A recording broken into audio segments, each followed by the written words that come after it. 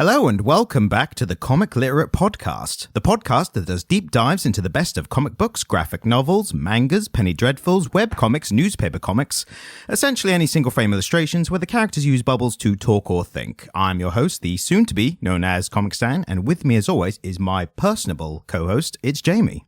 Personable? Yeah, it's a new one every week. Last week was gregarious though, and I feel like gregarious is more of a crescendo than personable. Well, I'm going through the thesaurus list of extroverted, and then once we've got through that, I'm going to use other descriptive word as like a starter, and then go through others. So I'll use talkative or jolly or gobby.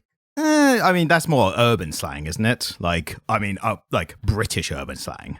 You're like, oh, you gobshite, like that kind of thing, isn't it? I mean, I am a gobshite. I mean, who isn't a gobshite in this day and age, really?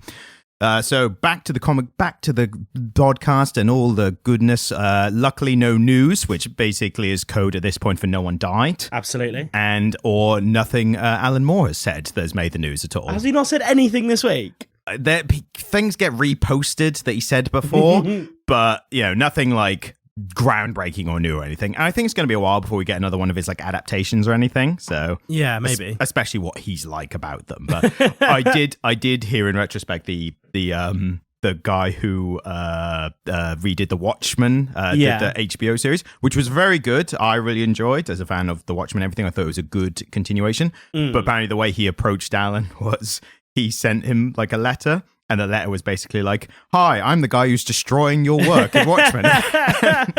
Thinking like a bit of edgelord humor was going to do it. Didn't work, did it? No, apparently Moore was like, that wasn't a good start. You know how he is, old curmudgeon, who we love and adore because he's one of the best. He's one of the greats, and he has an open invitation to come sit in my living room with us. Exactly. Oh man, he'd love it here. This would be his he probably has a disorganized bookshelf exactly like yours, I bet. Shelves. Shelf. What did I say? Store? Well, I mean, the problem is, if I only had one disorganized bookshelf, life would be good, but there are many. I feel like you're the kind of person who would benefit, like, who would enjoy more disorganized bookshelves. Like, if you had a bigger house, you would have more rooms filled with disorganized bookshelves. Because I don't have enough shelf space, and there are piles forming on top of the shelves. Right. It's so disorganized that occasionally we have a tumble of first editions in this house. I can imagine that like a proper, like an avalanche scenario. It's like where it's like everyone's like, shh, stop. Listen. Yeah. And it's like you hear a rumbling in the distance, like avalanche. It's like books just piling down. That's exactly how it happens. You're like the Scrooge McDuck, but with books instead of coins, and easily as painful if you dived into it from a springboard. I would imagine so. Yeah, the paper cuts are plenty. I would imagine. It would be awful, particularly as most of them are hardbacks. Oof. Yeah. Would you like to dive in a pool full of books? Are they paperback or hardback? Are we talking comic books here, or books with no pictures? You'd get just some like light paper cuts, but not really. I think if you get a paper cut from a comic book, I'm sorry to say, you're probably not going to make it in life. I think it's hardcover books are like prime for paper cuts. Absolutely, I agree. Do you know the science of paper cuts? Why they hurt so much? No. A little bit of information. So what it is, when you get a paper cut, normally with a normal cut, if you start bleeding, the blood actually covers like the nerves and stuff. But a paper cut, normally without any blood, the nerves are more exposed to the air. So it seems like paper cuts hurt more than regular cuts. Oh, okay. For that reason. And, we're a comic book podcast. We might as well talk about the science of the minutiae of paper cuts. Yeah, exactly. So we've got, I think, a bigger, I keep saying this. I keep like either say, we've got a big episode and there's a big episode, or I say, we've got a short episode and then it's a big episode anyway. Yeah. We got a big one, so we're gonna speed through the earlier corners as the two corners of the shape that we are that the podcast is somehow that only has two corners, which makes it a line. No, it's half a square.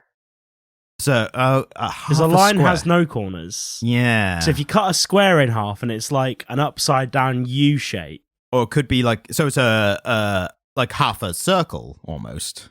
Yeah, only square, because circles don't have corners. Would we say it's more like an oval, but with like sharper points at the side? So it's like, like a smile, but it's like two of those, so like a smile and a frown upside down. Oh, yeah, exactly. Yeah, that's exactly what it is. Yeah, we're really getting in the listeners with the shapes, discussion of shapes and what has corners or not. So should we start with comic books that move so fast that the picture moves corner? Yes. Oh, yeah. I'll start with that.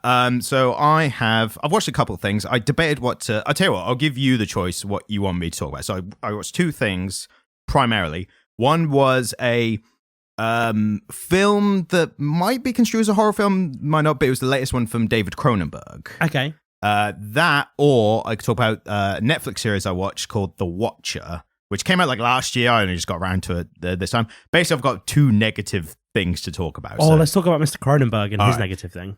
So there was a film came out called The Crimes of the Future, and it was the big new David Cronenberg film that his passion project. He wrote, he directed, and Cronenberg, if anyone doesn't know, he's famous for gore and disgusting things, but with amazing practical effects. Like that's what he's mainly known for. Biggest ones were Scanners, where the guy's head exploded. That was like a big famous one where a guy's sitting at a desk and his head explodes. Yeah. And the other one was The Fly. Okay. What's his name? The actor. You know who I mean? Quirky guy. He was like a serious actor. Now he's just like he walks around going like, ugh, like that. You know what I mean? No. He's in Jurassic Park. Goldblum, Jeff Goldblum, yeah. So he was like a leading man, handsome guy at the start, and now he just walks around going like, I'm Jeff Goldblum. Yeah, he says that a lot, yeah. Absolutely, yeah, of course he does. Constantly identifies himself, I think. But The Fly was a big one, big transformation to a monster, but all practical effects before CGI. So the new one, it was the plot is that it's the future and humans have evolved to a point where, one, they don't feel pain anymore. Great. So that's just gone completely. And humans are starting to evolve extra organs. Okay. Not extremities or limbs, but just internal organs. Yeah. And it follows the main characters played by Viggo Mortensen. And he is a performance artist. And his performance is in front of a crowd. They basically remove an organ from him, like live in front of an audience. Just a completely superfluous one that he doesn't actually need. So he's grown a new one, and the art is him. The woman he works with, I can't remember her name. She's a French actress, I think. But she is like the orchestra. Who's the orchestra who does the waves the wand? You know, conductor. She's kind of the conductor, but with like a machine that takes the stuff out of him. Okay. And because he doesn't feel pain, he's just like awake during it and whatever. And it kind of goes into like evolution as a crime where like people that the government are trying to stop people from growing these extra organs because they don't know what they're going to do and whether humans should be allowed to evolve at this stage or not, whatever. Mainly Cronenberg and organ removal. You think that's going to be awesome because it's going to be lots of cool looking gore and stuff. And unfortunately, it's pretty dull. Oh, okay. From the plot I've just given, you would not think something like that would be dull. But it's all like beige and brown, like everything is. There's machines that look kind of like bone and extremities and stuff.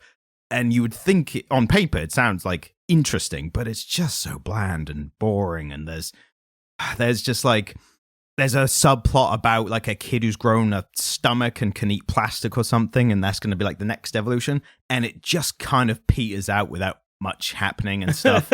And yeah, that's an interesting story. It's an interesting story, but it was told in a way. And the guy, the Viggo Mortensen, who's the performance artist, he's like working with a police department that's investigating all this.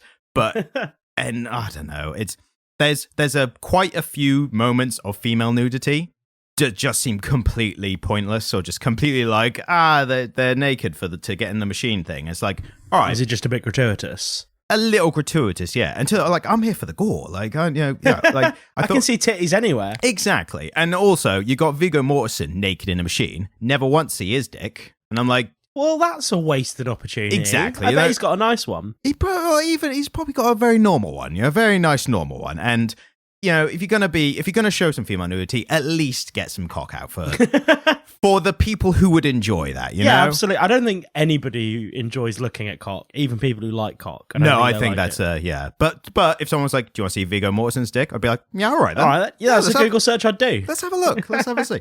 Oh, incidentally, have you ever seen Willem Dafoe's penis?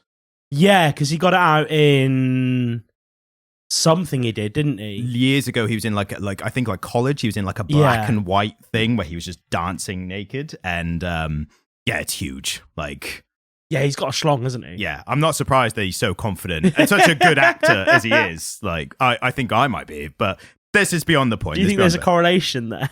I mean, maybe. I don't know. But, I mean, this is a different podcast entirely, but talking about the genitals of actors.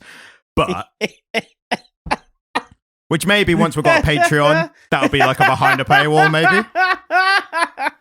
We'll see. It depends how successful this one goes. Yeah. But one thing that was interesting to me was the reason I looked up the Cronenberg one is because there's another film I saw last year by his son, who's also a director, maybe writer director. I'm not sure. I think it's off the top of my head. I think it's Jason Cronenberg or something. Something Cronenberg. It's his son, but he made a horror film called Possessor, and that's one of my favorite horror films. It's really good, and I thought it was going to be like gore and stuff, but it's what I would describe as like psychological gore, if that makes sense. It's like about the mind and the violence and breaking of the mind as opposed to the body. Yeah. So if you want something really out there, like a really kind of breaking new ground horror film, Possessor, it's really good. Awesome. So that's my corner, and now we slide along shiftily to Jamie's comic books with way too many words and no pictures corner. Yeah, which weirdly is going to go straight back to penises. What is this? This is the theme of today's episode. So I've been reading the Hollow Land, the Book of Norfolk Folklore, on and off. Right. But I joined in with the unwashed masses in their droves, Ryan. This sounds probably sketchier than it is, but I'm gonna let you continue. Currently reading Spare. Okay. Oh right, yeah. Prince Harry's book. Okay, yeah. And yeah, there's the part where he's got frostbite on his todger, and he opens up this cream, and it reminds him of his mum because so he's applying this cream to his mum. No, that's not what happened. Do we cut that or do we leave that in? I think we leave it in, mate. Okay. He's applying this cream to his frostbitten penis. Right. At his brother's wedding, or around the time of Will's wedding. And suddenly he's overwhelmed with these feelings about his mum, but it's because it's a cream that she used. Right. And he hadn't smelled it since the 90s when she was still alive. And I think that one moment it perfectly encapsulates the book, because the news media have grabbed hold of it and tried to make him look like a complete fucking weirdo. And they've taken it out of context, and that is literally what the book is about. The book is about the way in which the news media have attempted to control Prince Harry through his entire life. And by extension now, him and Meghan as well. Yeah, absolutely. And so he goes into really great detail about, his minor peccadillos at Eton and the way that his schoolboy errors would be reported on. He shaved his head once as like a 15-year-old boy, and it became front page news, and that just shouldn't be the case despite being royal. Yeah, there's definitely the modern age of celebrity and how much they're followed. I think that is turned up somewhat for royalty and royal families. Yeah, and because the I don't know if you know this, but the news media have a rotation for the royals, because it's only considered fair that they get a fair crack at them. And so over any given month during the year, a newspaper will have first dibs on any royal news, which means that the papers are trying to capitalize on their time period where they get the scoop. Right. So it's even more in-depth and intensive. Exactly. And so, one of the princes would shave their head or get caught smoking weed or wear a Nazi costume to a party. Yeah, that one I will be like, yeah, probably should have done that one. I think the most interesting thing about that one is that Prince William not only encouraged it, but requested it. Right. So they were going to a party that was colonizers and natives. It was like a fancy dress party themed around colonizers and natives. I mean, that is already a bad start, isn't it? Isn't it just the upper classes at play doing something cunty? And we probably would never have known about it if it wasn't for the costume. Well, and this is the thing. So the photograph was sold to the papers because Prince William was wearing a silly leotard. And somebody at the newspaper caught Prince Harry with his swastika in the background. But he went to a fancy dress shop, called his brother from the shop and said, look, they've got this and this. Which one do I pick? And I'm struggling with the concept right now of a prince of royalty going into like a costume shop on the high street being like, have you got any wigs or funny glasses? Well, this is exactly what happened. And then, his brother, he said, like, they've got this Nazi uniform and they've got, like, a safari uniform. And his brother was like, you have to go as the Nazi. It'll be hilarious. And so he got railed for that. Fairly so. Yeah. He did a stupid thing. Understandably. But he did a stupid thing that was sanctioned by the most senior royal, which in their worlds is kind of the heir, or the reigning monarch in the heir are the most important people. Yeah. If one of the people in the direct line of succession tells you to do something, you kind of just get on with it. Well, I'm going to go on a limb here, and I'm going to say any person going to a costume party dressed as a Nazi, the members of the royal family go on a limb and say they probably wouldn't give a shit themselves. It was only when the public backlash, they were like, oh, no, that was bad. I didn't like that at all. And and it just goes into so much detail about the way that Harry was treated by his own family and the news media. And again, he's an incredibly privileged person. Yes. And so he's not looking for pity, but he's just looking to present the facts of his life in a way, in it, he's looking to take back control of the narrative of his own life, which I think is really fascinating. And it's when his great uncle gave up the throne, he never got that opportunity. He actually was a fucking Nazi though. Right. But he never got that opportunity because the royals still had a bit more control. But we're now in a period of time where actually they don't, and he's able to do that. And I just think it's a very interesting read. It's definitely worthwhile. I'm enjoying it a lot. I will say, as someone who's not read, I've seen the headlines, and I don't really keep up with the royals at all. I think they're kind of pointless as an institution. But seeing some of the stuff out from the outside, Harry does seem to be one of the more down-to-earth members of the royal family. But also, what is important to recognize is the bar is pretty fucking low for being normal, being as close to normal as possible in the royal family, because they are all insane people. They are a bit bat-crap crazy, aren't they? Yep. And, Prince Andrew, they protected him. That's the whole other thing, which please feel free. If you want to laugh, watch his interview. I think I was like Newsnight or something, where he was like, I'm going to sort out all this Epstein stuff and it's all going to be blown over by tomorrow. And then just like, I can't sweat. And I was in a Pizza Express. And everyone's like, what are you doing? You're a sweaty nonce. Go away. I can see you sweating now. So that's a good one. It's a good interview, but sounds like an interesting book. Yeah, I'm enjoying it. Yeah. It's interesting. And speaking of interesting books, see that awesome segue right there. I live for it. It was a good segue. We this episode are delving into. We're kind of doing a rotation of older and newer titles. The newer titles, we obviously want to be kind of at the forefront of what's happening with comics now, but it's also important to pay attention to the bigger titles that came before and now influence this generation. I think this is a very good one for influencing culture, dialogue, character portrayal, generations and different generations of kids and things like that. We are talking about Scott Pilgrim, the Canadian title, written and... Hang on, I've got all the information here. Written by Bryan K. O'Malley. Yes. Is it Bryan K. or is it Bryan O'Malley? Or is it just Brian? Am I thinking Bryan K. Vaughan? Bryan K. Vaughan, who is also an amazing comic book writer. I think you're right. It might just be Bryan O'Malley. I've got here, I believe, Bryan Lee O'Malley. So it's the Lee and the K that you might have... So I've got the blurb. Do you want me to give it the old movie trailer voiceover? Oh, go on then. You indulge me every time when you allow me to do this. Also, I'm making a reel so I can send it to whoever makes the trailers for films. See, listen to all this I've done already. So, Scott Pilgrim is a series of graphic novels by Canadian author and comic book artist Bryan Lee O'Malley and released in 2004. The series is about Scott Pilgrim, a slacker and part-time musician who lives in Toronto, Ontario, and plays bass in a band. He falls in love with American delivery girl Ramona Flowers, but must defeat her 7 evil exes in order to date her in peace. So it's very simple. Well done. Yeah. That was good. So I read this years ago. Yes. In its entirety. That's one thing we should start, I was going to say, was what drew you to reading it? Because obviously I've read it now on your recommendation and for this episode. So what drew you initially to it? The music connection. Okay. It was a comic book about a musician.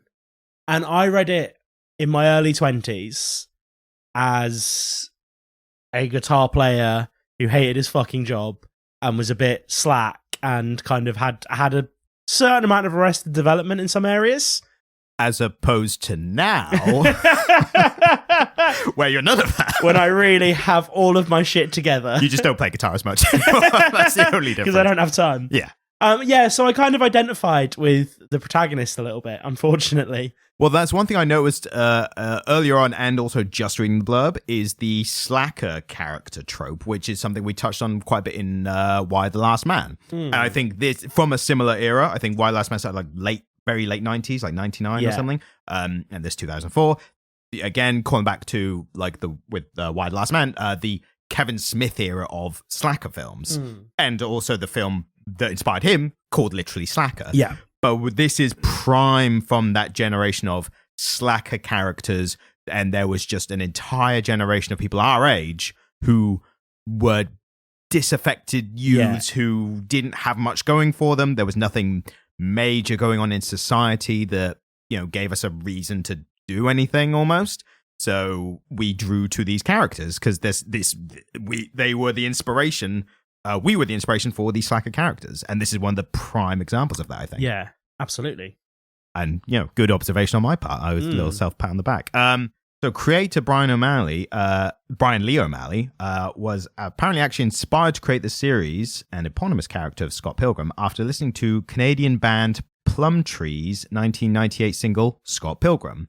A song then Plumtree singer Carla Gillis described as positive, but also bittersweet, which I think is a very good translation for the comic book. In particular, O'Malley was inspired by the lyric, "I've liked you for 1,000 years." So I think that is the tone that is developed in this series. Tonally, he nailed it, didn't he? Yeah, it's that again, the slacker finding meaning in things like the music they're listening to more than the world at large. Yeah. And especially the character being in a band as well. It's very centered around that as well. Yeah, absolutely. And you notice with Scott that so much of what drives him is internal, and that he's seldom actually in the outside world, isn't he? He sleeps until late into the day, and he doesn't have a great grasp on reality, in as much as actually we're presented with a fairly standard non-fantasy world.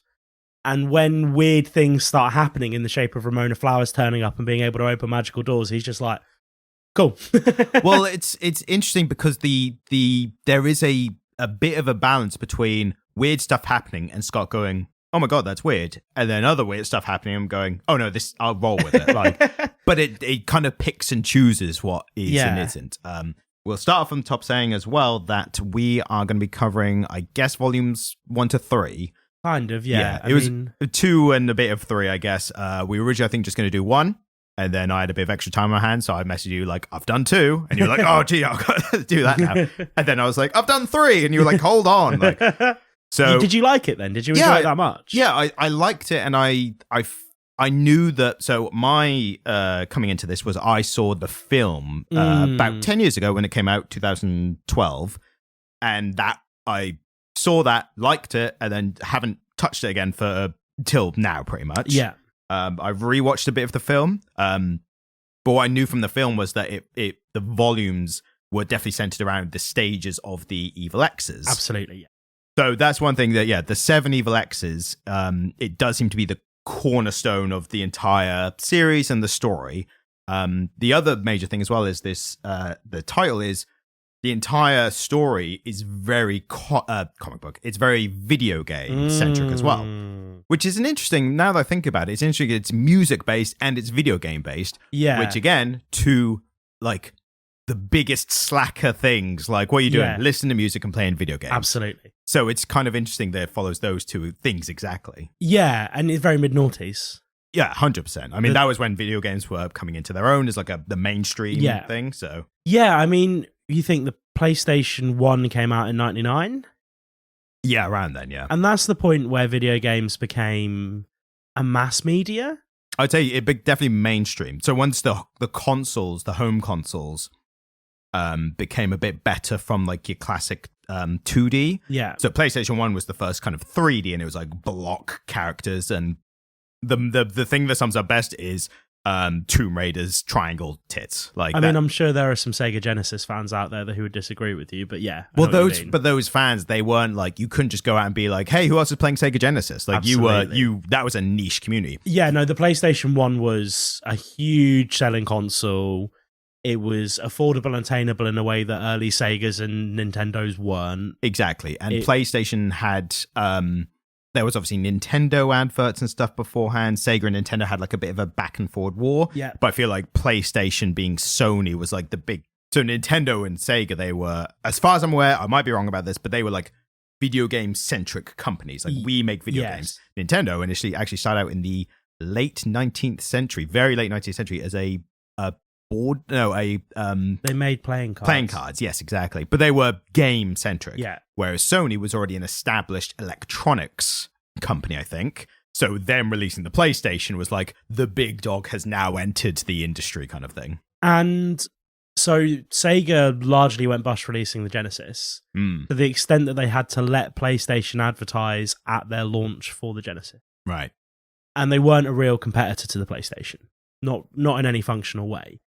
And so it was the first time that a single console had as much share of the market as it did, because PlayStation had most of the market share until Xbox came out. Oh, yeah, for sure. Well, and even then, the original Xbox wasn't a serious competitor to the PlayStation, I would argue. I would say the original Xbox was, because of specific titles, mainly like Halo. That was a first one, and that became quite well known. Microsoft had a good standing because they obviously Windows and then created the Xbox, so they had a good start. Definitely took Sega off the map. And Nintendo, they always kept to their kind of niche. They came back in prominence with... They stayed with the Game Boy. They always had the Game Boy run along, but the Wii was the big one they came back to, and that was the generation of PlayStation 3, Xbox 360, and the Wii were like considered the three corners of the market. But I think what's interesting about this is that the era of video games that it's drawing on is something earlier than... Yes, and there are aspects that do come and go as the industry goes on. Like, there's a bit in one of the issues where after Scott beats one of the X's, he wins a life. Yes. And that's something that comes and goes. So what they were very prime in the kind of PlayStation 1 era, and then they started to go in favor of lingo, and it's like not quite like health bars obviously replaced lives. Yeah. And then health bars became like, I don't know what the term is, but it's like a health threshold where you could take some damage. Yeah. And then you could go back and like recover a bit and then come out again. The idea of getting a life back was more prominent in games that didn't have a save state. Yeah. So arcade, quarters and nickels in America, that kind of thing. Yeah, because it didn't have a save state, so you didn't have a place you could restart from. And so getting a life was getting a life. You were extra getting time. Yeah, you were getting one more pop at it, weren't you? Extra time for no extra cost. Absolutely, which was the big thing. Interestingly, there was a big thing about the Lion King game that was on PlayStation 1. Notoriously difficult. That was on Sega Mega Drive. Oh, it was Sega Mega Drive. Oh, it was on PlayStation as well because I played it. The 2D side scroller, right? Yes. Yeah, I have a copy. And you know why that's so difficult? So that you couldn't finish it in a weekend rental period. Not just that, it was also based on the original arcade thing. So for a similar reason, the arcade where you would pay money to keep playing. Yeah. And it was that kind of, that followed on as well. And obviously a helpful byproduct was people were renting games. Well, I thought that was the explicit purpose. I don't know. We might have heard different stories. But yeah, no, I always heard that they made that game as difficult as they could so that you couldn't finish it in a weekend rental period. So you'd have to rent another copy. They're both equally devious reasons for the kids being like, I could finally play the Lion King game, and then like busting controllers because they're so pissed off. Do you know who made that? Not off the top of my head. Virgin. Wow. Virgin Games. Virgin done everything. They've done a bit of everything. Yeah, good old Richard Branson. Yeah. So it is a good title. I like to say up top, I enjoyed it. The main thing I noticed immediately is the dialogue this is one of the earliest comics, I think this the earliest comics that had like a young millennial dialogue, which I think did become, I recognized it as Whedon-esque, which unfortunately is not a great name to reference these days because he's not a good bloke, but he did kind of popularize a kind of quippy dialogue, which has now become the cornerstone of the MCU because of how he did it in the Avengers. And to an extent, Jon Favreau in the first Iron Man film. and that. But that started in like the Buffy the Vampire Slayer series, and also Gilmore Girls. It's a bit kind of that as well, which I'm just pulling very specific references. I'm sure other people will read other ones. Yeah, I mean, Gilmore Girls has a really kind of inherent intellectualism to it, doesn't it? Because they speak so fast. They speak so fast, and also one of the characters is pitted as being very, very clever. And so there's this I always see Gilmore Girls as being quite firmly rooted in like the 20th century literature, American tradition. Yeah, I mean, just on a character meant to be intelligent, like the characters of The Big Bang Theory are meant to be intelligent, and that show is dumb as garbage, isn't it? It's one of the worst. The Big Bang Theory is a great example of dumb TV about smart people. Yes, whereas smart TV for smart people. Or not even necessarily smart people, but just a bit smarter. I always say the good version of Big Bang Theory is a show called Silicon Valley. Oh, I loved Silicon Valley. Very, very unique. Not even unique, but just a realistic portrayal of nerds. Specifically, the Silicon Valley tech investor, entrepreneur kind of nerd. Yeah, I love that scene where one of them goes into the desert and does acid for inspiration. Yes, to come up with the name for the best scene for me, and I think that if anyone's watched it at all, they'll know exactly what this is. It's the how many people can you jerk off in a room scene, that's like they brought in mathematicians to give them the theory that would go into this kind of thing. Great scene. I love like the character has like a proper inspiration that becomes like the cornerstone of the technology that they're developing. But it's literally just about like, if we win this competition, like the only way we could win is if I jerked off everyone in the room. It's like, well, you wouldn't have time. It's like, well, let's work out how long it would take. And it goes into like, if you put your hands to the side and had like 2 dicks in each hand that were like point to point and you were going across, it was like, then I could do twice as many. It's like, but would the height of the people matter? It's like, well, it's not the foot to head height, it's the foot to dick height. Highly recommend it. Yeah, great show. So back to the comic. I got quite a few notes, some about the comic book itself, some about the story, because for all we're saying about the music inspirations and the generations and the video game aspects and all that, it really does still come down to a romance and a young love kind of story, like at its core. But I think it's told in a very unique way because it's told in the aspect of young millennials at the time who are just kind of getting their own culture, that they've got technology, which makes things a little different as well. I don't think they have mobile phones or smart. No. They definitely don't have smartphones. I don't think they have cellular phones. So Scott doesn't. His roommate does. And it's a story about like, Yeah, but we're just starting to see them have phones. And we're starting to see the internet become prominent.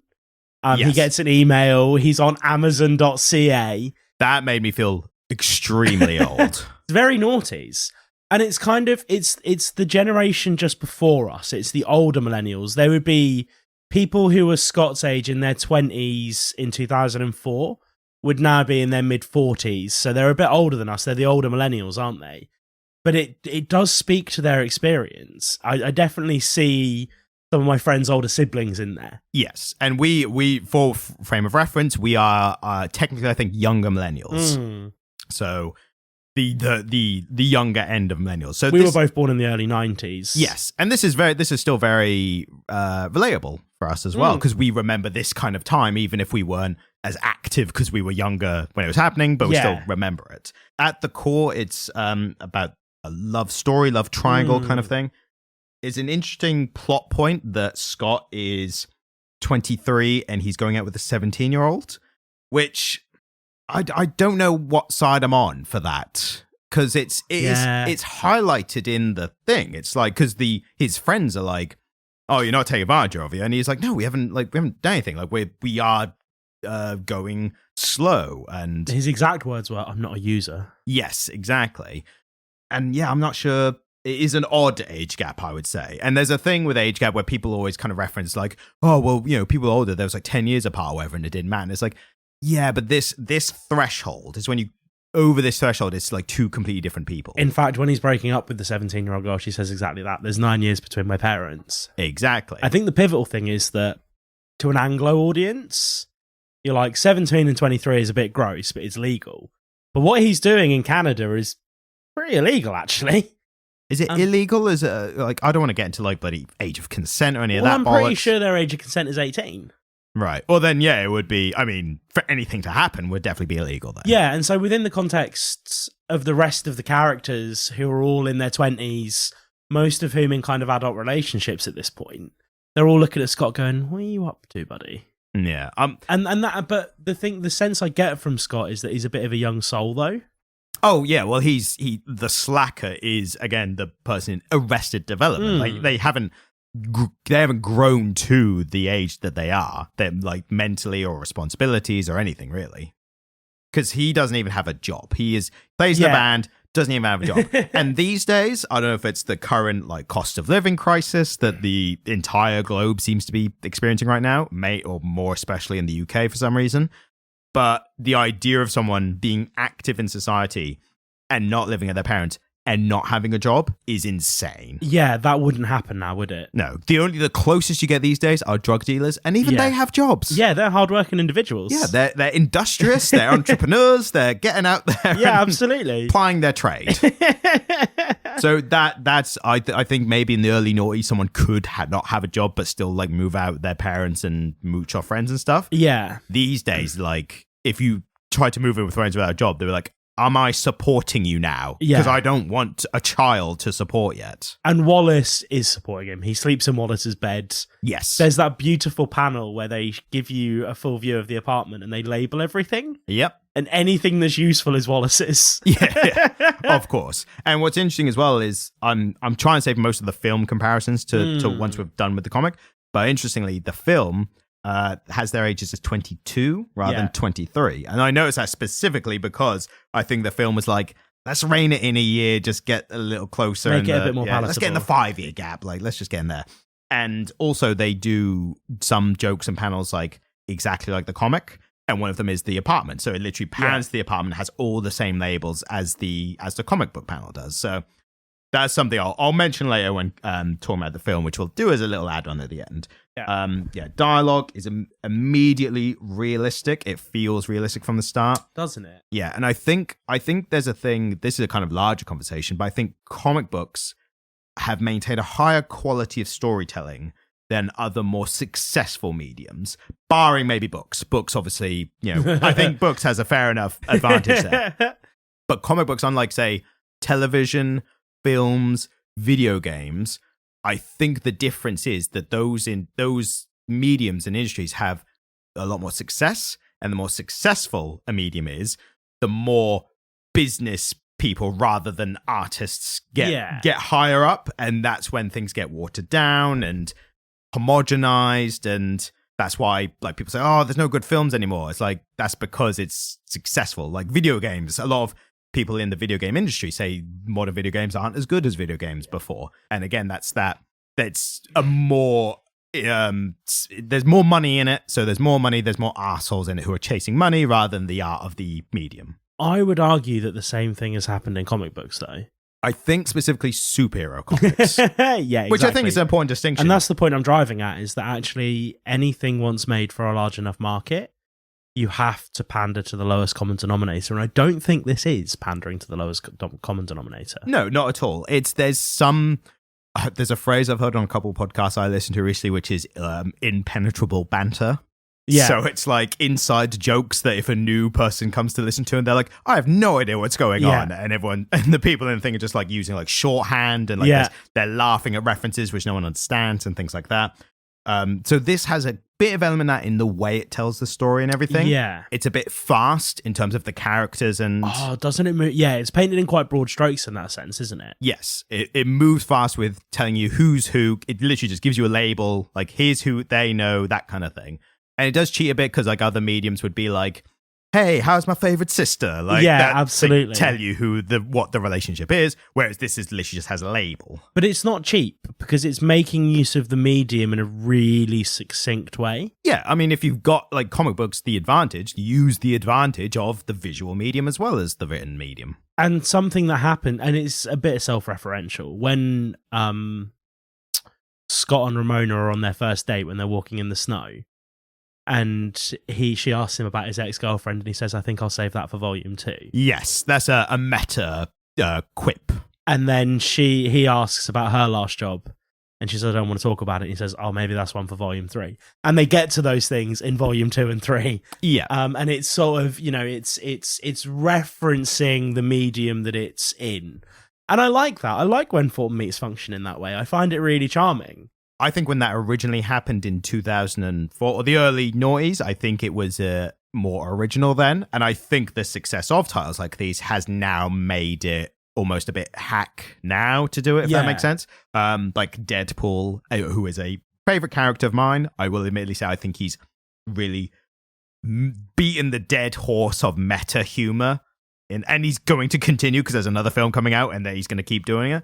So I think that style of humor and storytelling, I think, is a bit worn now, or at least requires a lot of innovation to make it good again.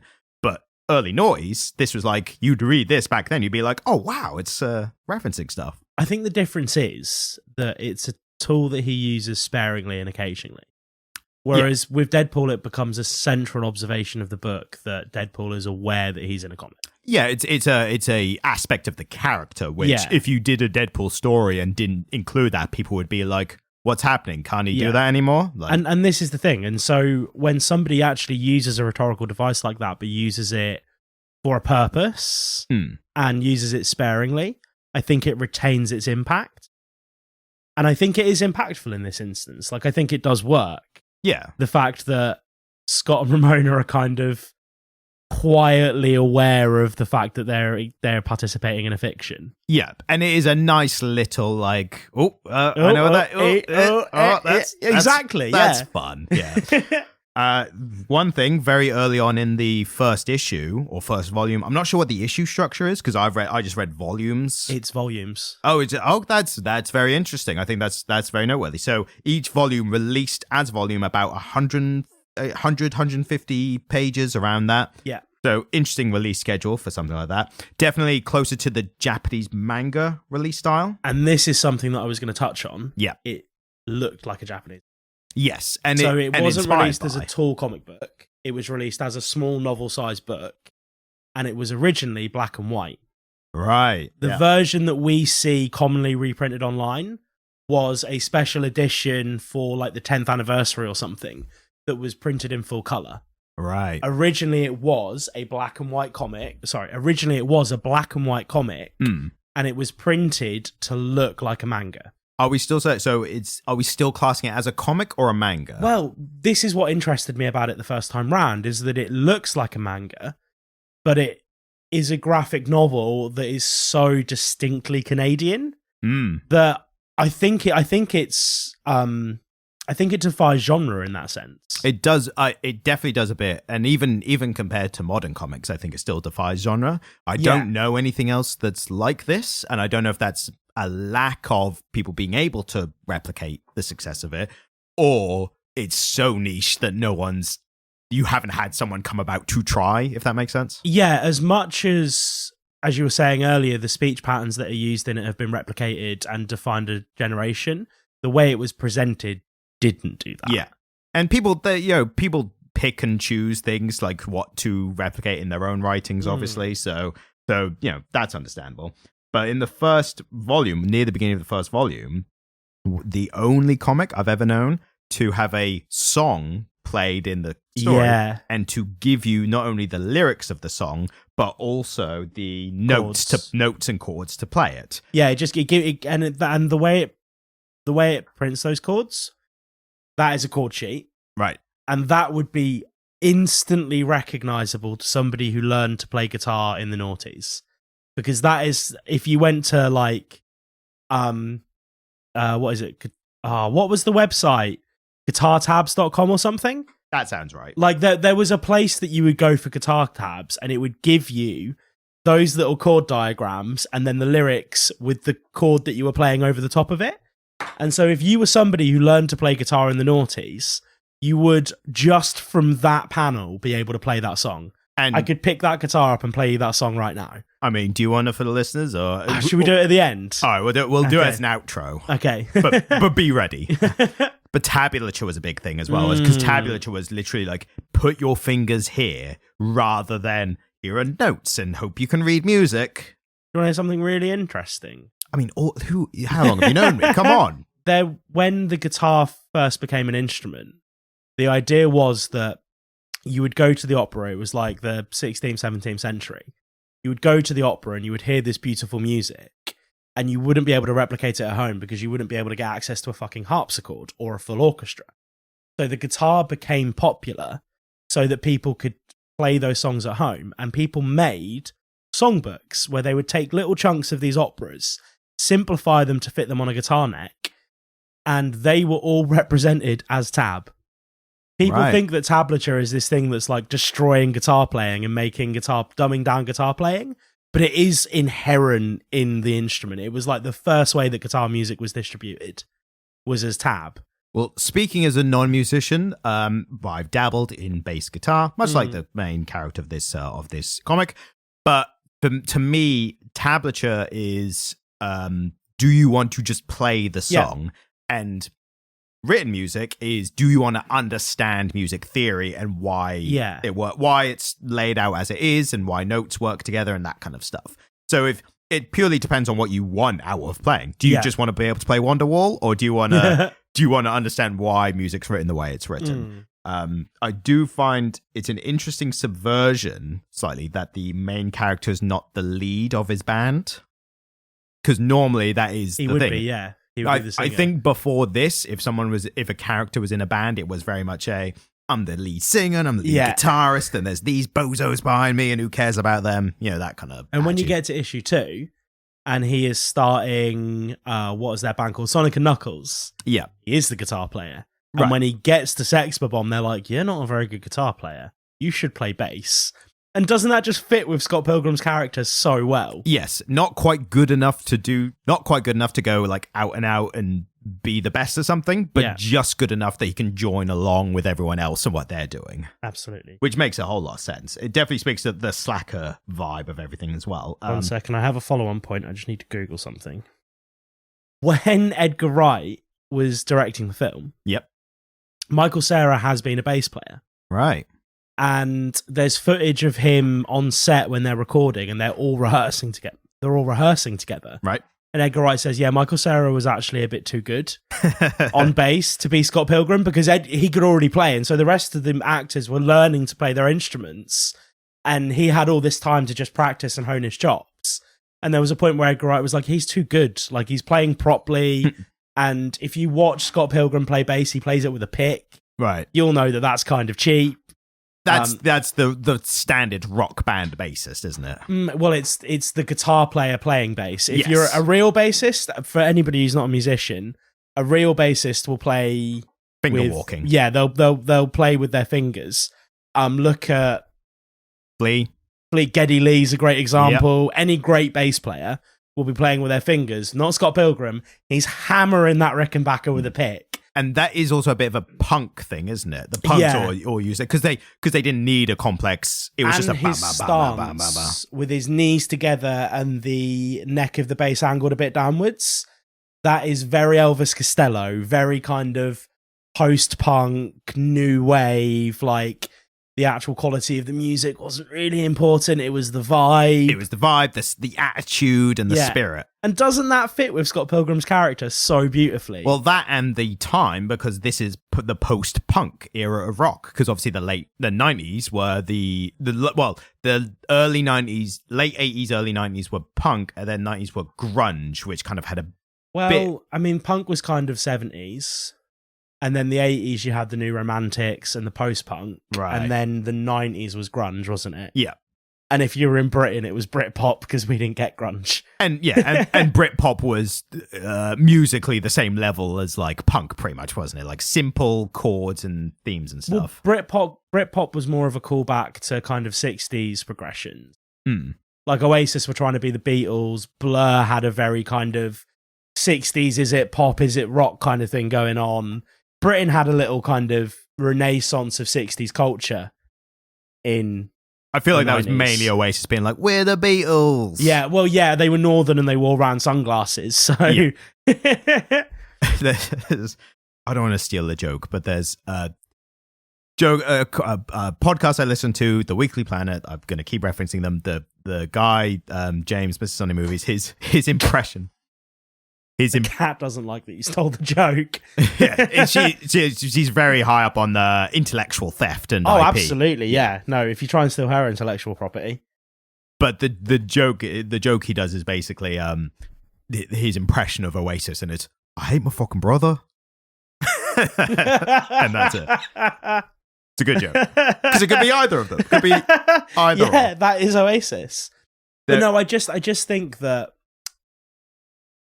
you know when you're watching TV or a film and they get the casting right and it really complements the character, or if you happen to be into something. So if you were a watch person watching the Avengers and you see Tony Stark with a really nice Patek Philippe, which I believe is what he wears. I think he wears a Patek. You kind of go, oh, that's so cool that they nailed the thing I'm into and it complements the character, because Tony Stark would have access to some really fucking nice watches. And it's the same here. The fact that Scott isn't the lead singer, he's the bassist, and the way he plays the bass and the kind of music they're making, it just fits the character so well. And I think it makes it more believable and more real. I think it speaks to this comic being so unique and specific in that it nails these particular niche interests and genres. And I think there's other comics that I can't name off the top of my head. There's other comics that probably nail other niche interests. Yeah, absolutely. So well that we might never know of because we're not in those interests, but you through music found this one specifically. So I think that's an interesting take. It's when we were saying earlier, there's no comics like this one, but there might be in terms of their own ways. They do the same things as this comic, but about different interests that we might not touch on. Yeah, absolutely. I just felt that it really helped me buy that character.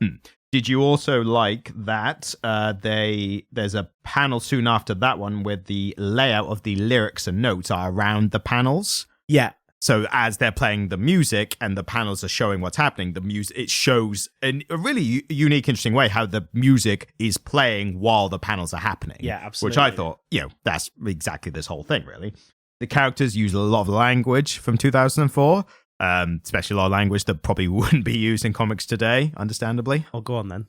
Well, there's definitely use of, mental derogatory terms and stuff like that, which at the time was very I don't want to say accepted, but it was, no one cared as much about it, and now obviously it's more of a touchy subject. It's a word that you won't even say. I don't want to like, people know what I'm talking about. I don't want to like alienate, you know what I mean? Like if someone's listening to it and they don't like it, I'm like, I don't want to use it. I'll happily use cunt because like that's to me like what we said back in Why the Last Man. It's inherently sexist that word is considered worse than any other possible word for penis.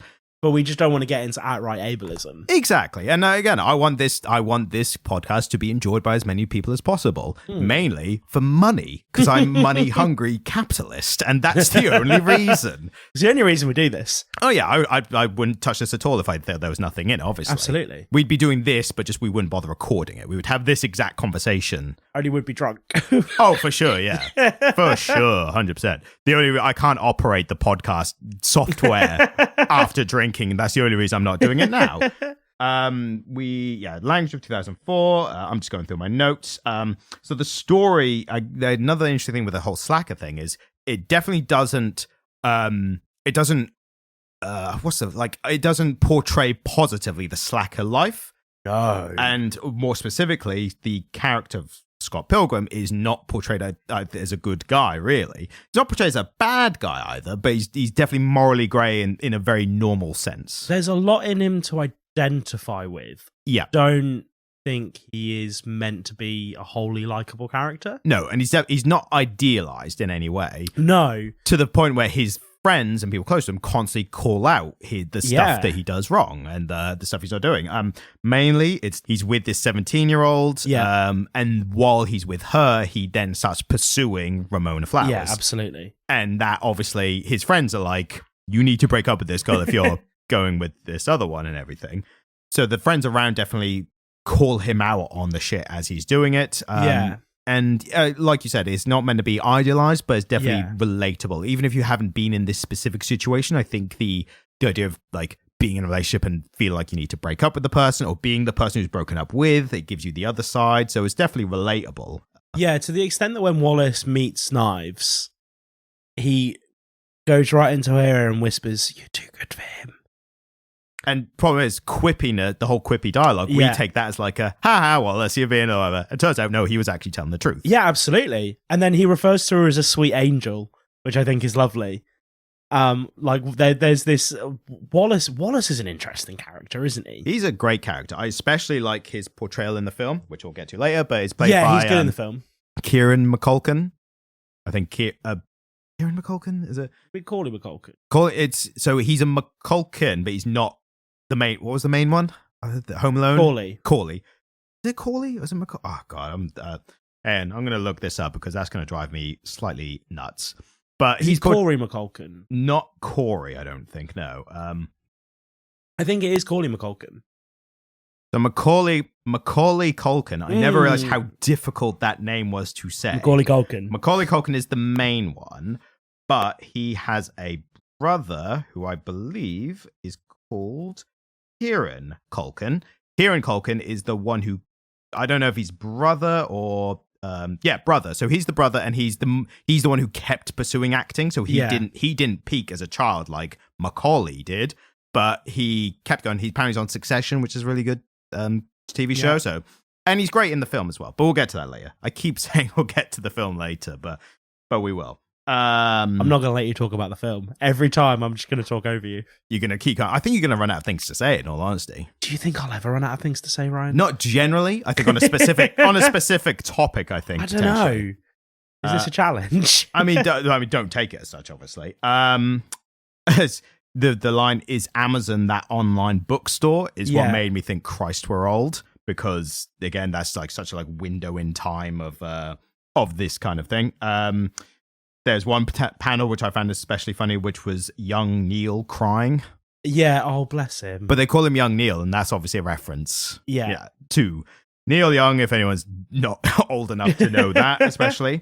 Again, very Canadian. Yes, exactly. Scott refusing to... that's it, yeah. So in his interaction, in his pursuit of Ramona, one thing I thought was a bit weird as well, like with the age gap earlier, was he orders something from Amazon because Ramona is the only Amazon delivery person in the entire Toronto, which is insane to think nowadays. Just the downtown area, and it's only because she's the best one. Yeah, but the fact there's one instead of 100 is insane by comparison. But he orders something from Amazon, knowing it's going to be her delivering it, and then when she arrives and tries to give it to him, he's trying to chat her up, and at one point will not sign for the thing until she agrees to hang out with him later. Yeah. And that, I think the problem there is, that's one of the few things where, as a character, something he's done that should be criticized is not really acknowledged in the book as like, that's probably not something you should do if you're pursuing someone, you know? I think that kind of stuff, especially in the early noughties, there was that kind of like, oh, he's just being lovable kind of thing. But like, that's the thing where there's a kind of thought experiment these days where if you take the actions of someone like in a rom-com or something, if you put those actions onto a less attractive person, would they be viewed the same way or not? And I feel like if you were like a young girl, Amazon delivery person, and you're a young girl and you turn up to a bloke's house and it's like a 40-year-old fat balding man, it's like, I'm not going to sign this until you agree to go out with me. Like, that's what I did. And I thought, that's probably not the best. So, not in defense of that behavior, there's a reason that he's behaving that way. But that is that explicitly, would you say is explicitly explained in the book why he does that? Yeah, she apologizes, doesn't she? He says because she's been running through his mind all day. Yeah, because there's a subspace highway that goes through his brain. Yeah, so that's a weird line. I didn't know if that was her being like, I'm just gonna like give him a weird response because I don't know how to. You know, that to me, and I might be wrong in my interpretation.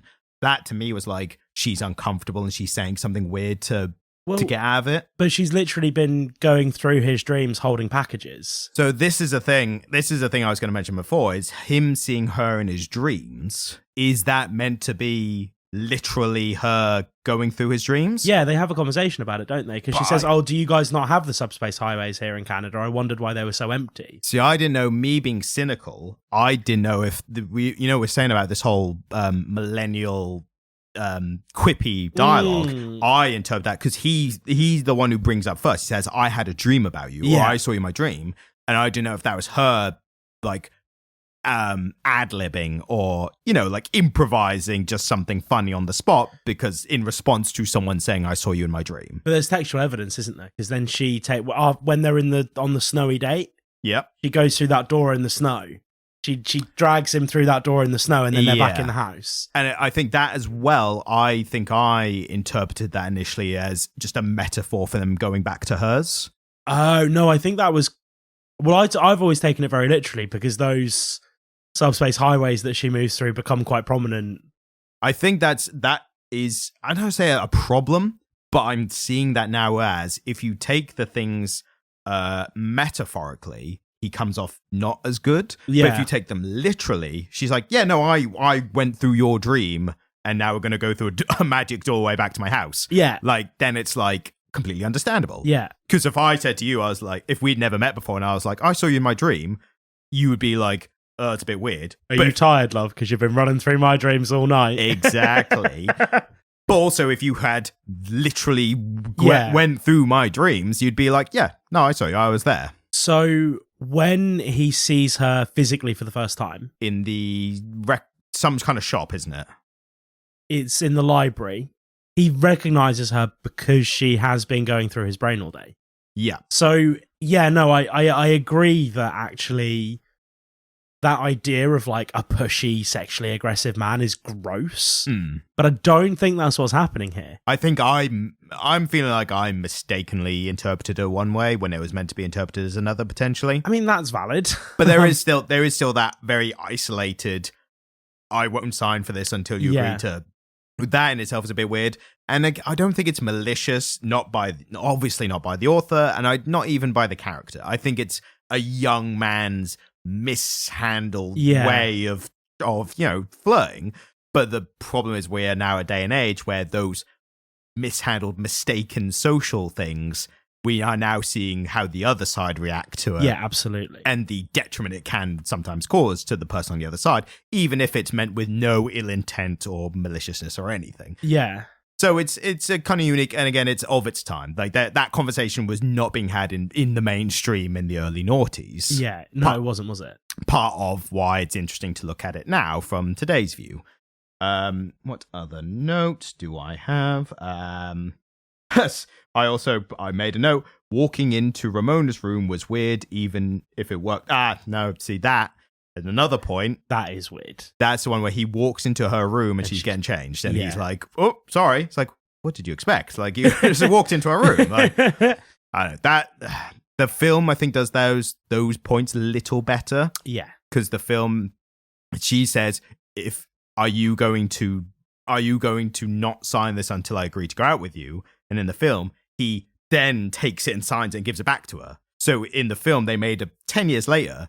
They made a point of him being like, "Oh, I've signed it now, so you are now free to go, but I am still asking if you would like to hang out." And again, with the room, he walks in and immediately closes his eyes. He's like, "Oh, sorry." And whereas in the comic, I don't think he closes his eyes or anything, does he? He's just like, "Dude, I'm changing. What are you doing?" Yeah. So I think that maybe comes off not as good again, but, open to interpretation.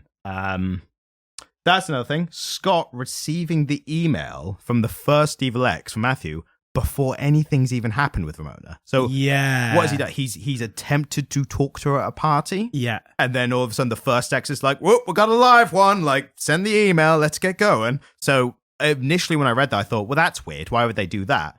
But in hindsight, it seems like that's how the X's and the League of X's, as we later find out, how they set themselves up as a barrier for any new potential boyfriends. So, like, even if you just express the slightest bit of interest, because we bang, you get the email. Exactly. And we later find out from Gideon that why it is they're able to find out about every expressed little bit of interest. But yeah, I thought that was odd at first, but yeah, it makes sense in hindsight. I do like the I've got an email. No, we're going to fight to the death. And he's like, this is boring. I'm just not going to read it. It's like, that's the most millennial thing I've ever. It's like, it's when he gets the letter and he starts reading it and he goes, I guess I'm just not that interested in what this guy's selling. Which is the most millennial, like, post. Yeah, like, absolutely. Like, reading things. I'm not interested. What else? Good foreshadowing of the Gideon character, who obviously becomes most important in, I'm guessing, the last volume, or at least the second to last volume. He becomes progressively more important in the story. Yep. And if spoilers for the ending, if it's been out for ages, so I'm not that bothered about spoilers. But he is the last Evil X, and he's like the boss who was behind it all. He's the BBEG, the big boss, big bad evil guy. Yes, exactly. Bit of D&D parlance for you there. Is that just D&D, or is that originated from D&D? Yeah. The big boss is like the video game aspect. Yeah. When you're playing D&D, you'll always be kind of second guessing, going, is that the BBEG? The character we just met, is that the big bad evil guy? Is that him? Not to be confused with, is that the BBC? The British Broadcasting Corporation. I'm going to write the BBC into my next D&D campaign just for you. So thank you, I feel honoured. Weird line from Scott early on when he's trying to break up with Knives, and he says, are you even allowed to date outside of your race? Oh, yeah. Which I think is one of those things that he's, again, an ill attempt of, like, here's reasons why we shouldn't be together.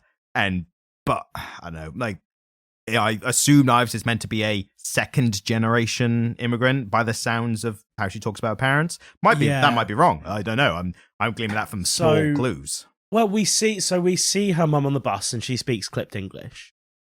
And then Knives mentions the parade of Chinese boys that her mum is introducing her to from good families. Right. And so it's one of those things that doesn't play great now, but it does have a textual root.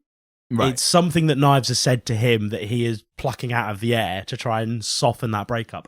That breakup, by the way, made me feel all of the things. Yeah. The way it was drawn, just the panels, watching her fade to black and white and get smaller in the distance as she is crushed. Even talking about it now reminds me of every breakup I've ever had. It's very good visual storytelling. Yeah, it's excellent, isn't it? And one interesting thing of note is, this is one of the few titles we've done, the only other one I think of being Mouse, where it's written and drawn by one person. And I think what we're seeing with this as well as Mouse is we're seeing the symbiosis of the symbiosis of the art and the storytelling more working in tandem than if it was the people doing one or the other. I'm inclined to agree with you. Yeah, there is a. Yeah, you're right. I completely agree with you. There's something happening here where the visual language is meeting the writing on the page in a very, very good way. And it's rare to, I think, like, writer-drawers are rare because what are the odds that someone would be good at both? And these are, like, the few examples of people being really good at that. So, and this is a great example of that.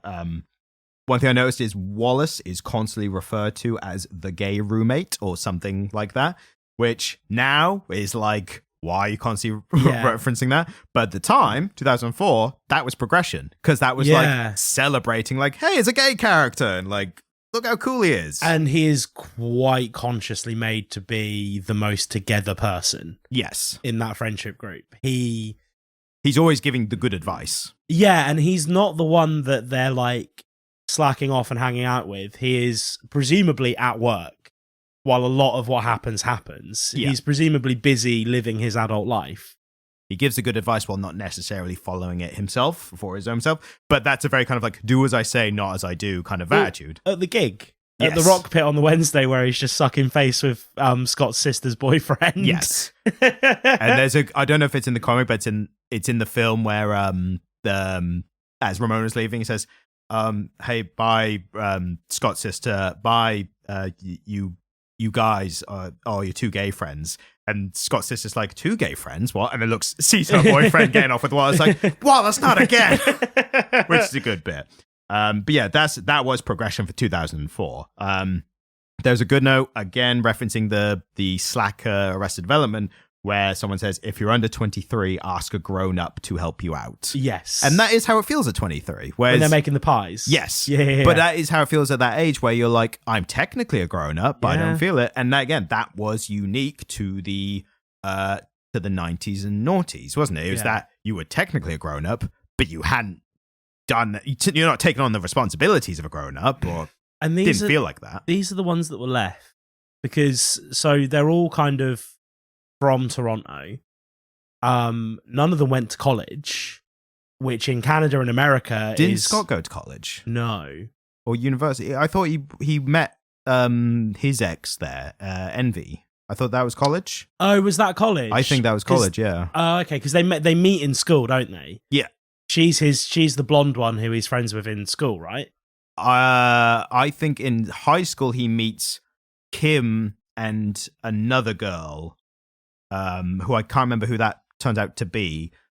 Kim and someone else. I can't remember who the blonde girl is, but Envy, I think, was the redhead in college. Oh, yeah, sorry. Yeah, you're absolutely right. But I think that speaks to something where they went to college and is now still unemployed or not doing great jobs. They've come back with none of the prerequisite life skills. And that was the generation. That was the generation who were told in Unity, you all need to go to college, university, and then you'll have a good life. And they went, and then afterwards it was like, what do I do with this now? Where's this good life? Exactly. And I experienced some of that. I did not. I was smart. I didn't go to college. Yeah, I went to university and came back and was like, what now? I just did that from high school. I was like, what now? And then just kept going like that till today, till right this moment. There, one surprisingly actually progressive thing for 2004 is the vegan dinner that they're all making. If in the noughties, if you said you were making a vegan dinner, people would be like, have you joined a cult? That was how veganism... Even now in certain circles, but mainstream vegan is far more popular and accepted nowadays. I mean, you've got like when Greg's released the vegan sausage roll, that was the you've made it to the big time now kind of thing. For our non-Anglo audience, Greg's is a pastry shop in the UK. They are everywhere, much more dense in the north. They last 10 years they became prevalent in the south. Yeah, and they make a product called a sausage roll, which is sausage meat in pastry. Did the Americans know what sausage... Do they have sausage rolls? They call them sausage rolls. Like the Americans say it funny. I can't explain to you the way in which Americans pronounce sausage roll wrong, but they do. They make it one word instead of two. Right. They call it like a sausage roll, and it's very jarring to me. They don't really have them, but it's essentially sausage with puff pastry around it. There's a podcast I listened to recently, and a guy on there was pointing out how the Americans pronounce World Cup and the difference. So here in the UK, we say the World Cup because the emphasis on the world part. It's the World Cup. And Americans, they say, whenever they reference it, they say World Cup. Yeah, absolutely. Like the main part's the cup, or it's just one word. Like you win a World Cup. Like, yeah, and this is the thing. Like hearing Americans talk about sausage rolls is very jarring to me. Because they are an integral part of the fabric of British society. Yes. They built the country essentially off sausage rolls, or at the very least, pasties. Sausage rolls and racism, I think. And pasties, come on. And, well, yeah, but, there's a lot of regional variance with a pasty, whereas a sausage roll is a sausage roll. Yeah, but that's why I'm saying just pasties. Under the umbrella of just pasties. What's your favourite pasty? I'm not a pasty guy. I'm a sausage roll guy. Like, of the choice, I'll always get sausage roll. But I acknowledge the importance of pasties, even if they're not primary for myself. So I'm fat, and I get a steak bake and a sausage roll. You just love them both equally. You can't. It's like choosing a favourite child. Oh, God, I was vegetarian for so long, Ryan, and I've rediscovered meat recently. It's been awful. Yes. I mean, you could go, like, where this conversation started, you could go with the vegan sausage roll from Greg's. Sometimes I still do, because I A-B'd them the other day. I got a vegan sausage roll and a sausage roll and enjoyed both equally. They were both a delicious treat. Yeah, they're both very good. That I shamefully consumed in my car. Imagine you sitting in a car park and someone's like, Jamie, what are you doing? It's like, get away. Don't look at me. That's exactly how it went. I'm ashamed. With two sausage rolls simultaneously being eaten. Oh, what a tangent. Yeah, the fact they're making a vegan dinner in 2004. Like, when I lived in 2004, if someone said we're making a vegan dinner, my first question would be why? I'm going to go home and eat my mum's meatloaf or whatever. Yeah, like I'm not going to have any things. Yeah. Whereas today, bit more enlightened, bit older, and just the attitudes as a whole, I'd be like, I'll give it a try. If something's good, then it's good. It doesn't matter if it's meat or veg or whatever. If somebody put a plate of food in front of me and said it was vegan, I'd be like, cool. I think in the noughties, we'd only just accepted vegetarian, whereas at that point, it's like, also I don't eat milk or eggs or anything else. I'd be like, oh, buddy, hang on. I've only just accepted vegetarian. Give me a minute. Yeah, I've only just accepted that I have to remove the meat. Are you saying you can't have any eggs now? What the fuck is going on? The attitude at the time then was definitely just go out to the garden, eat some grass. Yeah. If that's how you're going to be. But I suppose, and this is the other thing, isn't it? The slacker, whilst they were a bit useless, that character trope would often have their finger on the pulse of what was cool. Yes. So even though they didn't know how to hold down a job, they knew that people were vegan and let's be inclusive. They put the extra effort in some areas, but not into like improving their own life, if that made sense. Isn't that interesting that once you're not focusing on survival and work, you have a bit more headspace to consider other things like veganism? I mean, you're getting a bit too communist here for me, for my liking, I think. Comrade. Just from that response, you can tell that one of us works in finance and the other one works in social care. Oh, yeah. I mean, that's my ready response for any kind of that. Not that we're getting into jobs because we don't want to be, the tax man and all that. We don't want to be found out. Yeah, absolutely. We're both unemployed slackers. This is the only thing we do. Oh, mate, if it was the only thing we do, we'd be doing 10 podcasts a day just on whatever we thought was interesting at the time. What other notes do I have? It's weird seeing that this time period they have some of the technology, but not all. So, and doesn't it date it? Yeah, so it dates it so specifically because if there's no computers, it could be literally 80s onwards. But because there's computers and like flip phones, but no smartphones, that's like such a specific time it takes place in. And the fact that owning a phone wasn't a prerequisite to a normal life. Scott doesn't have a phone. Scott uses Wallace's cell phone. Yeah. And Wallace's phone was kind of seen as a luxury. And yeah, it dates it to the noughties. Yeah. It makes it feel like the noughties. And do you know what? Makes me miss the noughties a little bit. Yeah, I mean, it was a more innocent time. I love my smartphone, but my God, does it have a handle on me? And I think once you introduce modern day technology into a story, you're so much more limited on plot. Because the idea that two characters don't know... The idea that two characters... We're cutting that out. Nah, we'll leave that in now. The idea that two characters could be unaware of each other's goings-on is now implausible. Because it's implied that a character in something written in 2023 would have a smartphone. I wouldn't say it limits storytelling. It definitely changed it. Because there are obviously some things you can't do anymore, like horror films. When someone was stuck in a cabin in the woods, they'd be like, you'd have to be like, oh, I know I've got no signal or internet or 4G. That's why it's scary.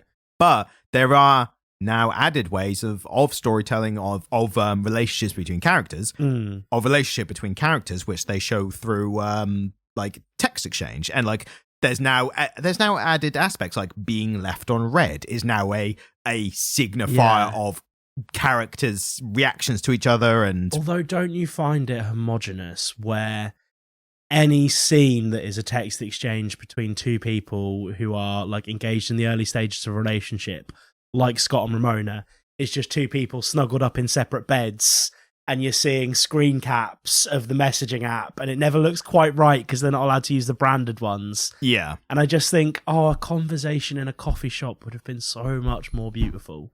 Yeah, but it has to reflect the like if you are choosing to set in modern day, then you do have additional ways of storytelling. They're just different, I think. Yeah. And I get what you like.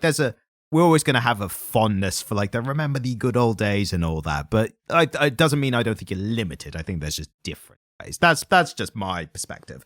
There's a funny thing there's a meme going around of the guy and a girl messaging while they're in bed, like from separate rooms. Yeah. And the guy's like, oh, I had a really great time to you today, and I really like you. And the girl's like, she writes back, oh, thank you so much, but she abbreviates it, so it's AWWTYSM.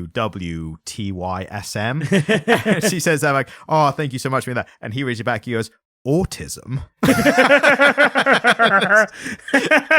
It's such a dumb joke, but it's a dumb joke, but I like it.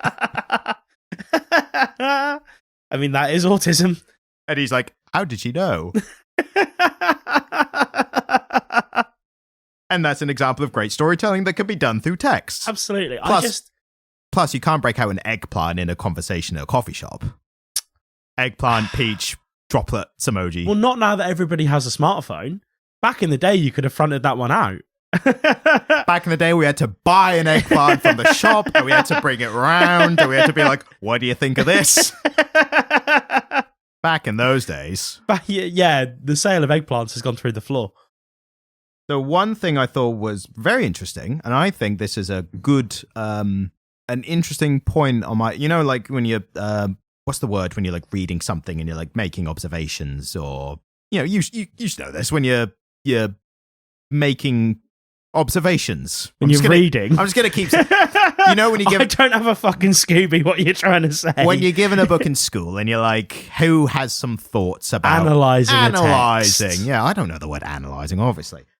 So my amazing analysis that I gleaned from perusing this title was the concept of everyone's exes being evil, I think is a young person's immature attitude towards relationships. And I think that's a good metaphor of the book entirely. Demonizing your exes. Yeah, because when you're at that age, you suddenly have strong feelings for a person and you explore them and you become connected, and then it ends. Those early breakups are, you know, emotional and you don't know how to handle them, and they're short-lived, but you're like, we were going to be together forever and all that. So I think the idea of villainizing your exes is that how you cope at that age. Because there's a lot of like, oh yeah, we were really close, but then like she became a bitch, or the guy, or like, oh, he became like an asshole, and she was fucking crazy, bro. Exactly. Yeah. And I think that speaks to this. But I think what's interesting here is that because so many of the men are stunted and they're in that state of arrested development, they're kind of playing into it. Well, it's played up, I think, for the plot of the book and of making it like a video game, you know, bosses at the end of levels, that kind of thing. Yeah, but we have to read the characters as they present. Yeah, and I think, to be fair, I think they are a metaphor for running into an old ex. And like, if there was none of like the video game boss fight aspects, I think it would be them running into an ex. I think it'd be them running into an ex and the ex being like, oh, who's this guy with no, like, not as good as me, like that kind of attitude. Whereas now it's, we must fight to the death, like that kind of thing. Which again, it's a good metaphor for, I think, a real life thing. Have you not fought any of your partner's exes to the death? I mean, luckily not. I don't know how leveled up I am and whether I'd actually be any good or not. Because that's the thing, Scott's good at fighting from the start. Scott's the best fighter in the province. And that's crazy. That just comes out of nowhere because, like, you wouldn't think it looking at the character beforehand. Well, this is the thing, isn't it? It's sort of, it's not explained why he's so good at fighting, but everyone acknowledges and is aware of the fact that Scott's really handy in a fight. Well, they barely acknowledge it. Like, it's not viewed as like Scott is good at fighting. It's you have to fight this person, and then they fight and he wins, and they go, "Wait, Scott won." No, there's a point where Kim literally says, doesn't he know Scott's the best fighter in the province? Okay, right. Fair enough, I missed that. It's explicitly stated by Kim that, yeah, Scott is a really good fighter. See, the route I was going to go down was I was going to say it's similar to how in video games you play as a character and then all of a sudden you're fighting and there's no like explanation for why they can fight. Yeah. And I was going to draw that comparison. But if he's the best fighter in the province, then... Well, this is the thing. It's acknowledged that he's the best fighter in the province, but we're never given a really good reason for why.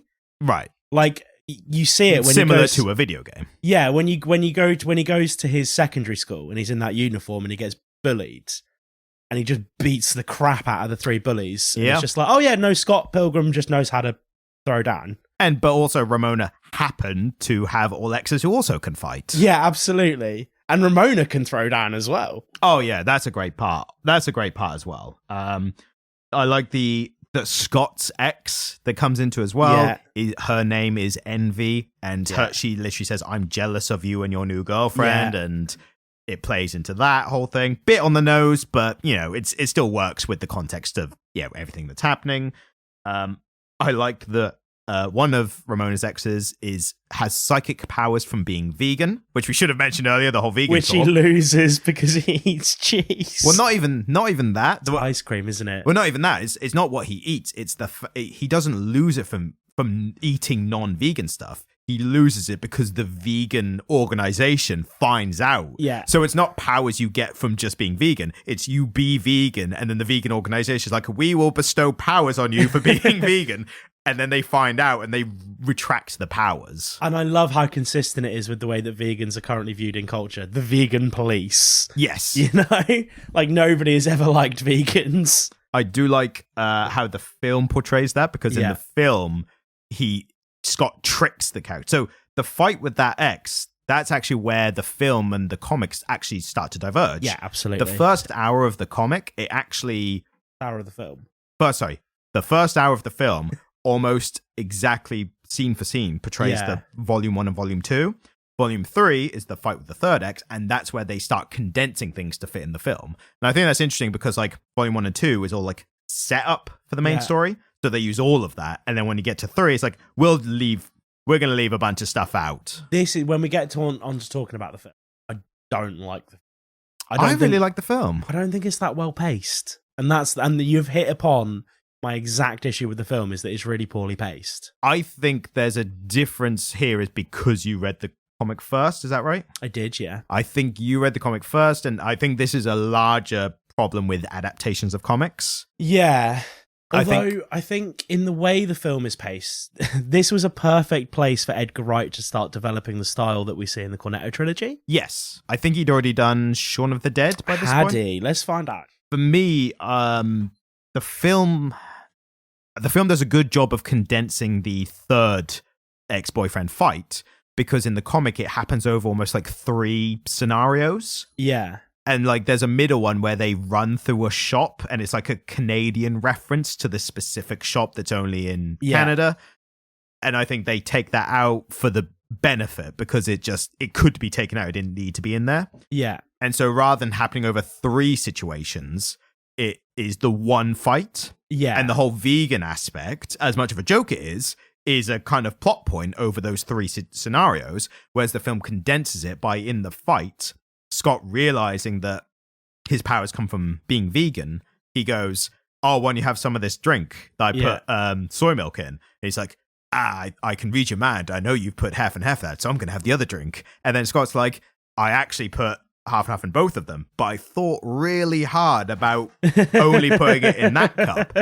And I think that's a smart condensation of the a smart abbreviation of the longer volume. They just condense it into almost like a 10-minute bit, but it still works. It still hits all the beats, and I think that's smarter because Scott doesn't trick him like that in the comic. No, and in the film, that actually gives Scott a bit more of like, he can fight, but he's also smart and he can trick someone in a scenario. And it's the intelligence that Scott starts to learn from Ramona. And I think something that we haven't talked about yet is the trope of the manic pixie dream girl. Yes, which we have to talk about here. That I think was started. It's more commonly referred to as starting in the film 500 Days of Summer. The Gordon Joseph Levitt and Gordon Joseph Levitt. Gordon Joseph Levitt. Yeah, and I can't remember her name. She was New Girl. She played Jess New Girl. Zoe Deschanel. Zoe Deschanel, yes. So Zoe Deschanel, a lot of people credit as being like the first main pixie dream girl. Yeah, although it's a trope that has existed in young adult fiction for a while. Right. That's interesting, because I only know about it obviously from when it became popular in film. So when do you have a gauge of when it started in fiction? I would say late 90s, noughties. And I suppose the key element of a manic pixie dream girl is that it's not a great character trope, because it distills a female character to what a man can draw from her. Yes, so what she can offer the man in his life and his quest and everything. And whilst Ramona has her issues, Ramona has really adult problems. And they are condensed to almost the point of not being as central in the film. They're definitely removed somewhat. Yeah. She's more of I wouldn't say a perfect character, but she's she's more of an idealized character. She's more of a manic pixie dream girl in the film. Yes, she's a more rounded character in the book, and she has these really adult problems, and she had a very adult relationship with Gideon. It would appear that she was cohabiting with him in a way that a lot of the characters aren't really.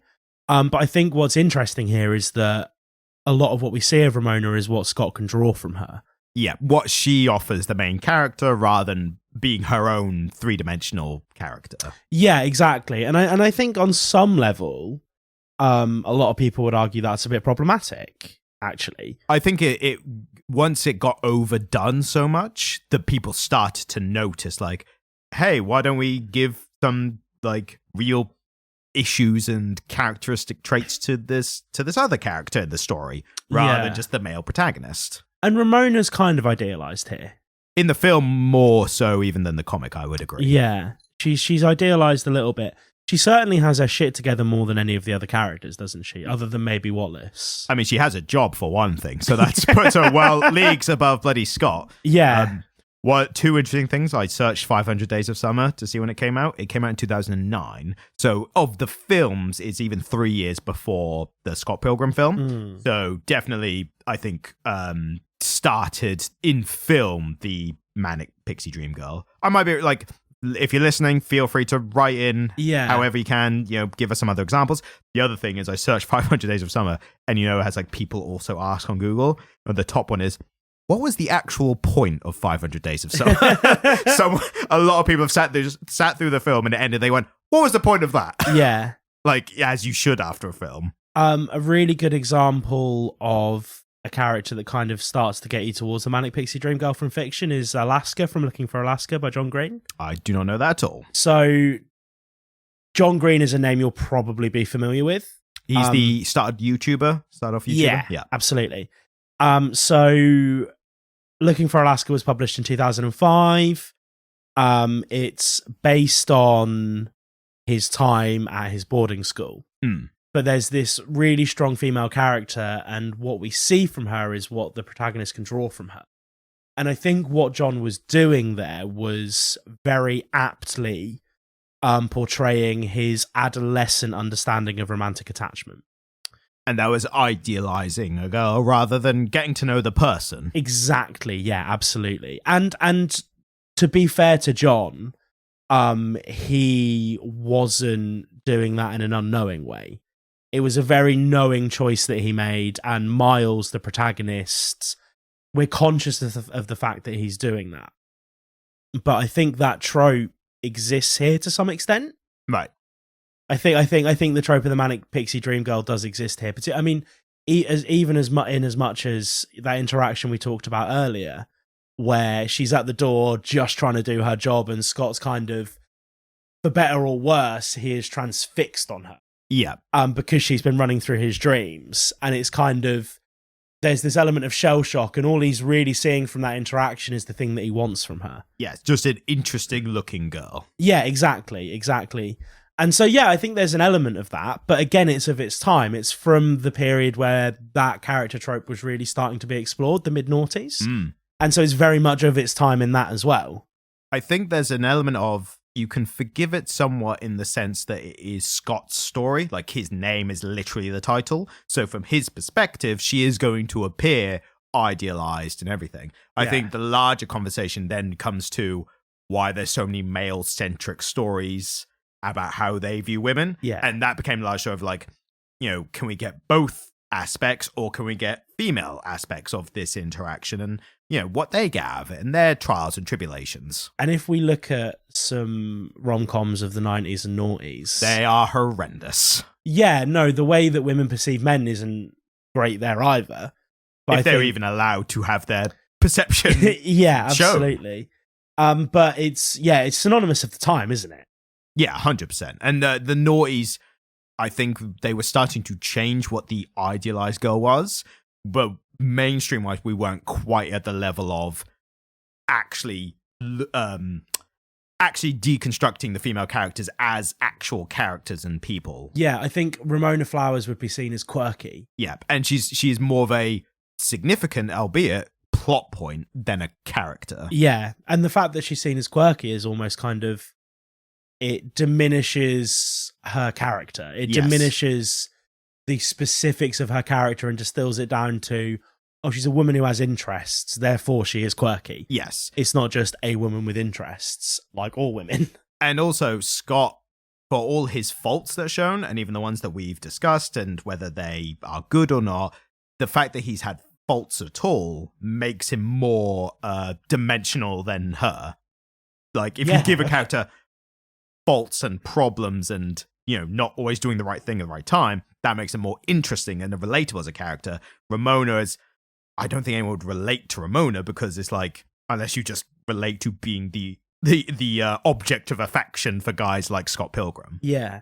And I really identified with Scott. Yeah. As a man in his early 20s reading this, I was like, I see some of myself in there. And it wasn't a great mirror to look into, but there was certainly something in his peccadillos to identify with, wasn't there? Because he's the most well-written character, and he's the title character, so that is understandable. Yeah. The last few notes I've got, one is when they're dealing with Envy, who is Scott's ex. Yeah. The Ramona is very understanding of Scott still being hung up on his ex in the breakup. But then I noted that's pretty understandable considering her situation. The fact that she's got a league of exes who fight any new boyfriend is like, I think she's, you know, you can be a bit understanding when it comes to his normal scenario. Yeah.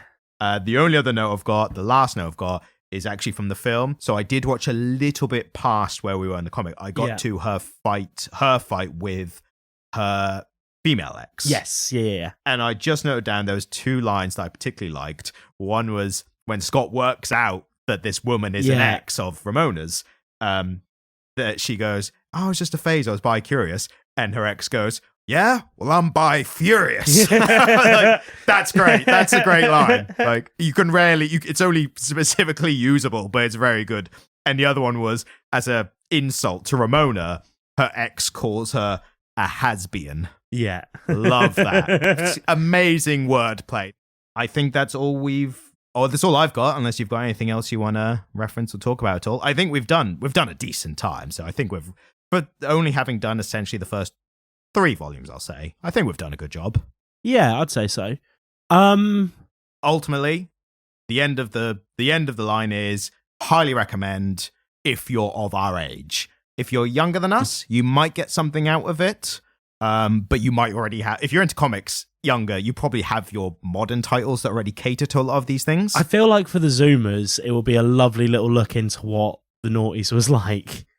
That's really good, actually. If you're a Zoomer and you want a time capsule to 2004, this is highly recommended for that. Because it really did upset me post-Brexit that they took away the subspace highways. They were so convenient for getting about, Ryan. Yeah, and then they shut down all those, the Jungle Canyon rope bridges? I know. How do I even get about these days? That's such a... we're not going to say where that's from. If you know where that's from, you're one of us. But don't Google it. Just write in yes or no. I know about the Jungle Canyon rope bridges. That's all. So I think it's time. That is time, to say goodbye. So if you'd like to see my witty observations on the world, you can come to Byronic Monkeys on TikTok, which is something I'm still doing. I would recommend, if you can, get those on YouTube Shorts as well, because there's a whole global political situation, which I would not be surprised if TikTok was affected by that in some way. YouTube Shorts seems to be YouTube's version of them competing with it. It absolutely so is. if you can, like I was going to say before, get on YouTube Shorts if you can. We're going to have our animated clips once they're ready. We're going to have those on the YouTube Shorts as well as TikTok. We've got a few lined up in terms of, like, we've selected parts from previous episodes, which I think are going to be good. We're going to commission an animator and we're going to get them out in the world and hopefully get some more eyes and ears, but really just ears, because there's no visual medium on eyes on the clips, ears on the podcast. Thanks. Bye. Well, hang on. Oh, fucking, and go to YouTube. No, that as well. But we are expecting a musical outro. Oh, yeah, right. I'm going to get it up and I'm going to see if we can, I'll be able to work it out.